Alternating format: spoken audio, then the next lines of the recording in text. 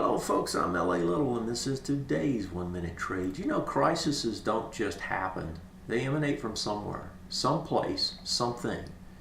If I look at the world markets and I try to consider which one's at risk, the Nikkei seems to be the one right now.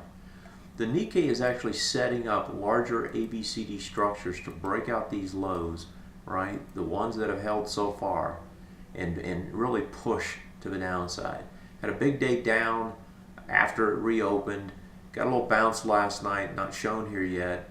This thing is setting up to slowly try to break out these lows and head lower. If I put it on the weekly, you can see that that's right at the lows. That big structure there actually is a larger structure on the ABCDs. If it breaks that B point, right, big structure on the way down. You've got support from this anchor bar here. And from these up here, that's what this green area is. That's this buy. That's where the buyers should show up. And that's what the TA Today charts show you. That would be the first spot and probably the last spot, because after that, there's really nothing until you get to the lows. You could get a huge move here if this thing starts to really crumble.